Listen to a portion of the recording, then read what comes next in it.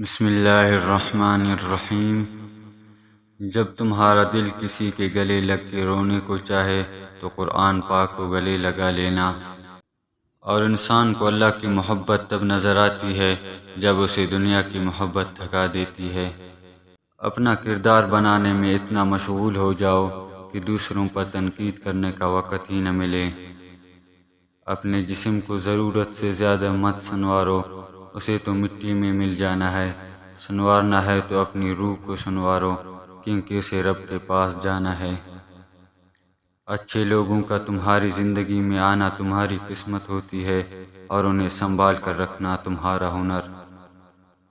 زندگی کے ہر موڑ پر صلح کرنا سیکھو، کیونکہ جھکتا وہی ہے جس میں جان ہوتی ہے، اکڑنا تو نامرد کی پہچان ہوتی ہے۔ جس زبان سے جھوٹ نکلنا بند ہو جائے، اس زبان سے نکلی ہوئی ہر دعا قبول ہوتی ہے۔ انسان کے آنسو اس وقت مقدس ہوتے ہیں جب وہ کسی اور کے دکھ اور تکلیف کو محسوس کر کے نکلے۔ جب اللہ کسی کو پسند کرتا ہے تو اسے خوب آزماتا ہے، بس تم صبر کرنا، کیونکہ صبر کرنے والوں کی منزل جنت ہے۔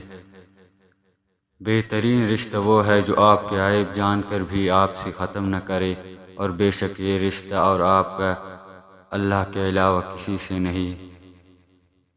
اپنے دوست کو اتنے ہی راز بتاؤ کہ کل کو اگر وہ تم سے دشمنی پر آمادہ ہو تو تمہیں کوئی نقصان نہ پہنچا سکے۔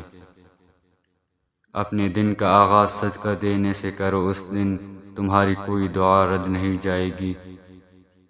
ساری دنیا کے سارے لوگ تجھے اپنے فائدے کے لیے چاہتے ہیں، صرف تیرا رب ہی ہے جو تجھے تیرے فائدے کے لیے چاہتا ہے۔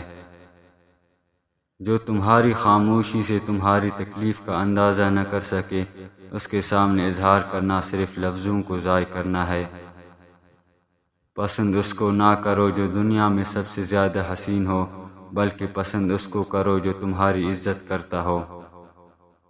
جس کو تم سے سچی محبت ہوگی وہ تم کو فضول اور ناجائز کاموں سے روکے گا۔